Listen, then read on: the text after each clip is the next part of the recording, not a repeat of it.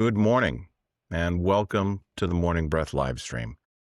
I'm your host, Jeremy Tunnell, systems designer and coherence coach. I'm glad to be here. I'm glad you're here. Let's take a moment this morning to engage as systems designer and provide a little bit of feedback. Hit the like, subscribe, or follow buttons and let me know you're out there. Leave a comment and let me know your thoughts. Greatly appreciate whatever feedback you'd provide. Over the past 14 weeks, we've explored personal transformation.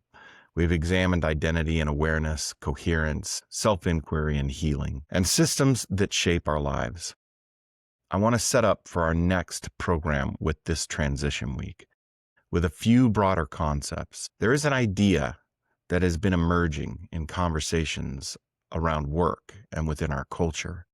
You can hear it in higher education, as people prepare to enter workplaces. The interesting thing about this concept is that it is not grounded in just Western culture.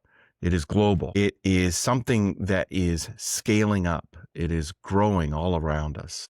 It begins to seep into our modern life and our modern conversations. The concept is known as Nei-Juan. Here's the interesting thing about this concept. It is translated as involution, not evolution, involution. Or more simply, the endless escalation of effort without meaningful progress. Think about that for a moment. The endless escalation of effort without meaningful progress. The word clearly has Chinese origins, and as the story goes, has begun to circulate within the zeitgeist of Chinese industrial culture and graduating college students. It comes from the feeling of being trapped inside systems that continuously demand more while delivering less. What if the problem isn't that you're falling behind? What if everyone is running faster and faster and nobody is actually getting anywhere? More productivity and credentials, more content, hustle, optimization, and competition are all on the rise around us. And yet, it comes with more anxiety and burnout, a deeper sense of loneliness and exhaustion, more people wondering, why does life feel harder, even though I'm doing more than ever? That's the paradox of Nei-Juan.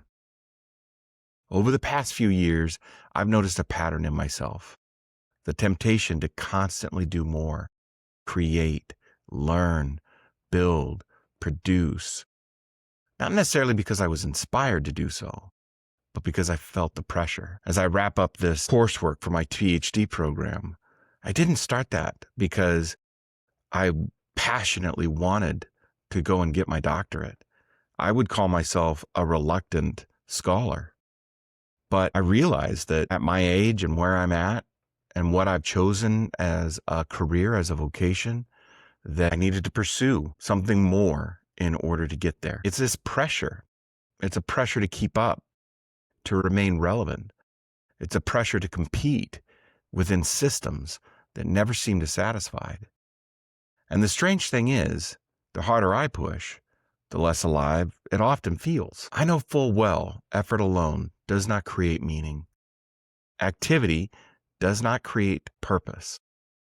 And motion is not the same thing as direction. I had to ask myself, am I actually moving towards something, or am I simply running because everyone else is running? Nei-Juan emerged in contemporary Chinese culture as a way of describing the intensifying competition where everyone works harder, but nobody gains a meaningful advantage. Imagine a never-ending stadium wave. Everyone stands because everyone else stands. After a while, the appeal of the group action wears off, but it doesn't stop. No one can see better. No one experiences the game any better. And everyone is becoming increasingly uncomfortable. That's Nei-Juan.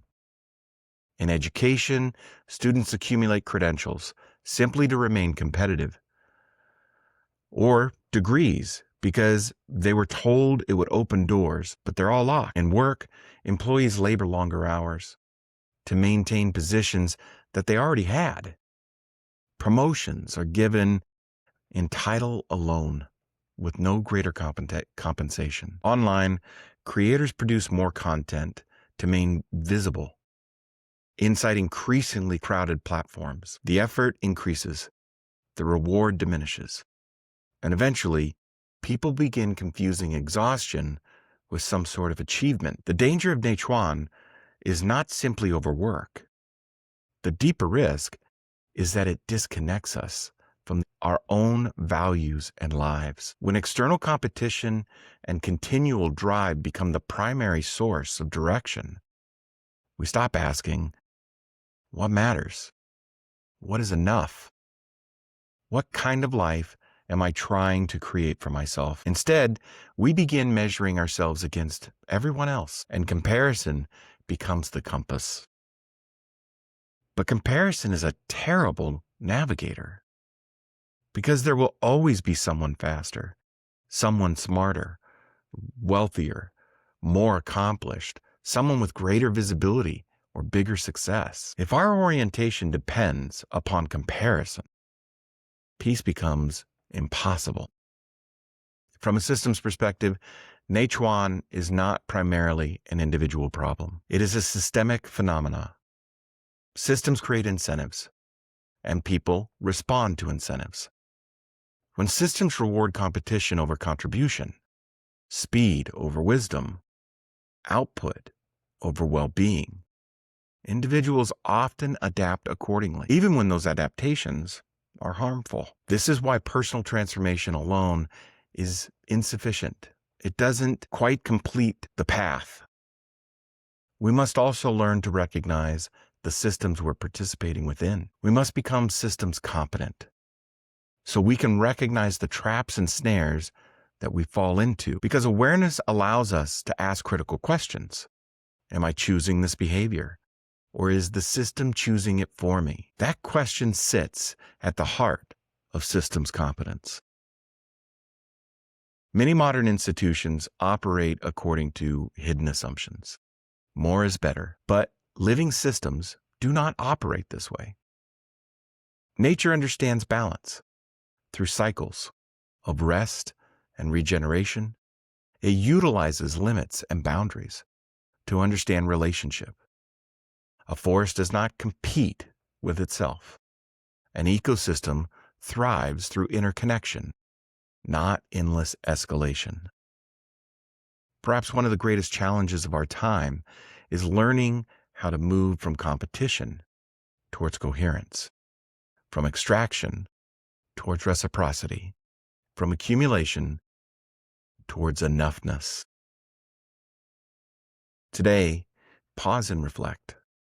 Pay attention to where Nei-Juan might be operating in your life. Where are you working harder without moving closer? Where are you chasing expectation that aren't truly yours? What have you confused activity with purpose? Ask yourself, if I stopped competing, would I start cultivating? Because a meaningful life is not measured by how fast we run. It is measured by whether we are moving in the direction of what matters most. Find some time with your journals today. Ask yourself, where in your life do you feel caught in an endless cycle of doing more? What pressures am I responding to? Who benefits from my constant acceleration? And what would enough look like in my life? Let's dive into our breathing practice. And today we're going to spend some time working on awareness. So find yourself a comfortable seat, sit up straight, roll your shoulders, drop them, relax your forehead. Let's take a deep inhale through our nose. Exhale all your breath with a sigh.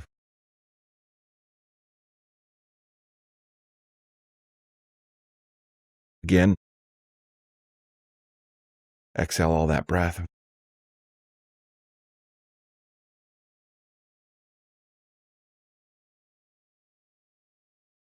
Now breathe in for about 5 or 6 seconds through your nose. Out for 5 or 6 with your mouth.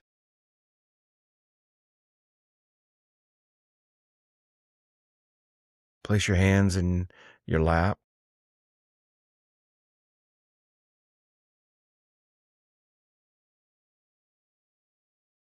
Find a pattern with your breath.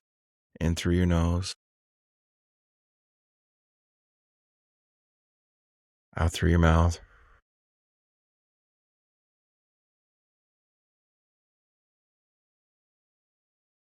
In through your nose.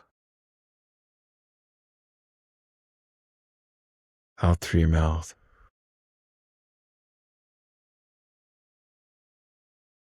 Keep that pattern going.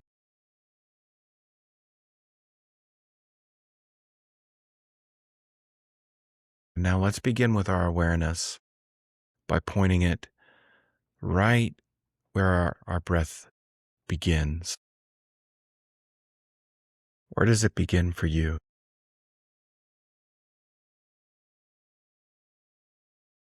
Can you feel it beginning when it moves across your upper lip through your nostrils?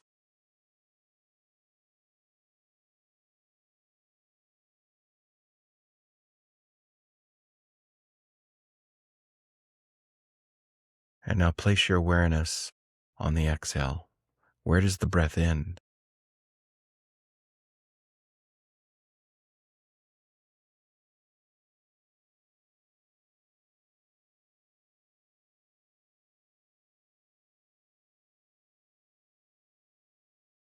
Play with that for a moment as you maintain your breath.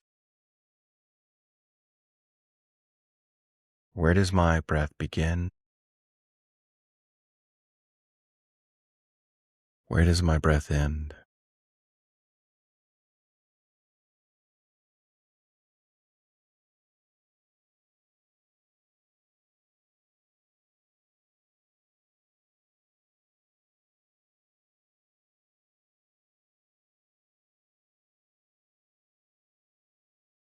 And now place your attention in the space in between breaths.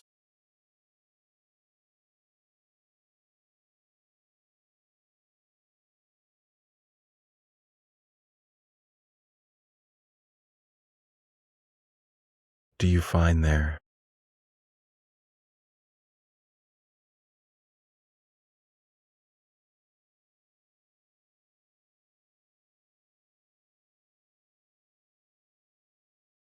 Stay with it.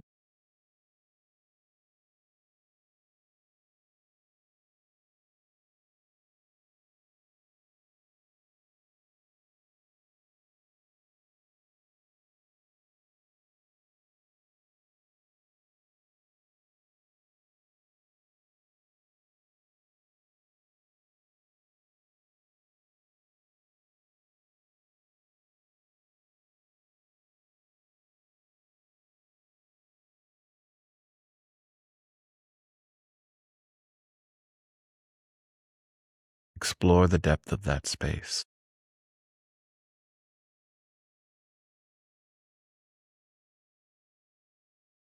Does the space feel different on the inhale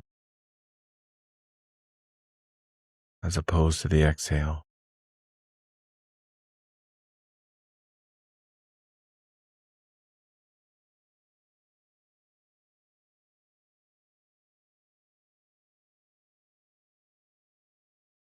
Now place your awareness at the center of your chest.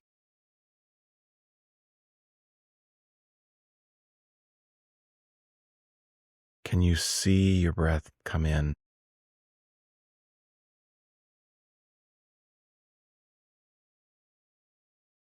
and spiral back out?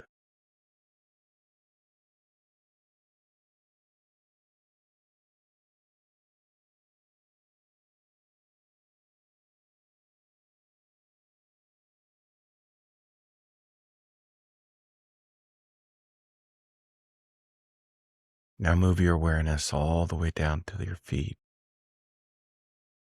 Feel the floor underneath you. Move your awareness all the way to the end, the very tip of your big toe on your right side or your left side. You choose.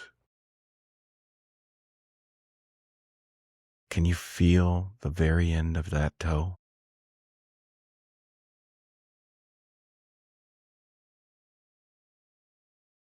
Breathe in, breathe out. Move your awareness all the way back up. Deep breath in, deep breath out. One more. Come back into this space. Bring your awareness back to here.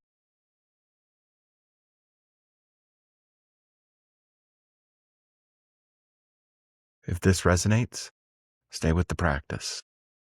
Provide some feedback, because the transformation is not about running faster.